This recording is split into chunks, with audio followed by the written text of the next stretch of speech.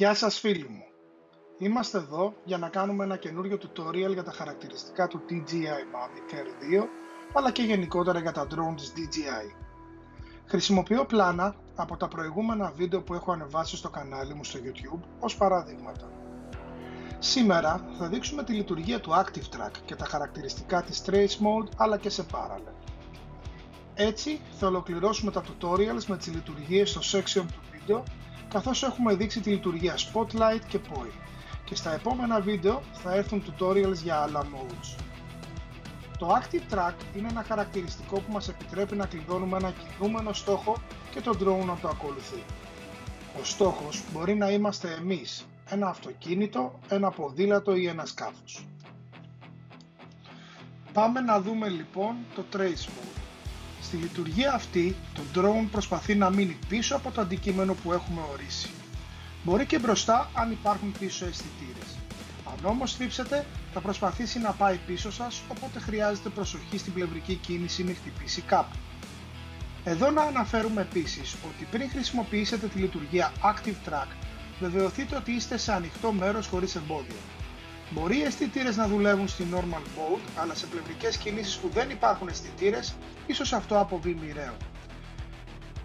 Πρέπει να πούμε ότι το Active Track μπορεί να λειτουργήσει και σε Sport Mode και να ακολουθεί ένα αντικείμενο με μεγαλύτερες ταχύτητες, αλλά είναι κάτι που δεν το συστήνω, καθώς απενεργοποιούνται όλοι οι αισθητήρες με αποτέλεσμα αν υπάρχει εμπόδιο στην πορεία μας να συγκρουστεί το drone, εκτός αν είναι ένα σκάφος σε ανοιχτή θάλασσα.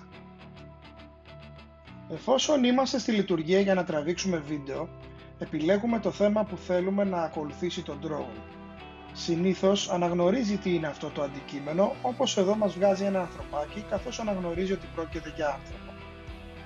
Επιλέγουμε Active Track από το μενού που μας εμφανίζει και πατάμε Trace. Τότε μας εμφανίζει ένα κουμπί με την ονομασία Go που πρέπει να πατήσουμε για να ξεκινήσει το drone μας να μας ακολουθεί.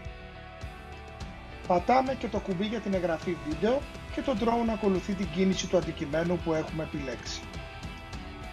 Εδώ βλέπουμε ότι αν γυρίσουμε προς το drone θα ακολουθήσει την κίνησή μας προς τα πίσω.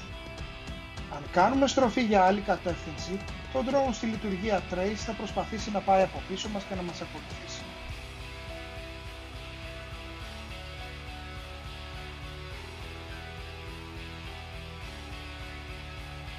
Πάμε να δείξουμε τη λειτουργία Parallel Mode. Στη λειτουργία αυτή, το drone προσπαθεί να μείνει δίπλα σου ή γύρω σου. Τη λειτουργία αυτή τη χρησιμοποιούμε σε ανοιχτό μέρος χωρίς εμπόδια, καθώς το drone κινείται πλευρικά και δεν έχει αισθητήρες στο πλάι.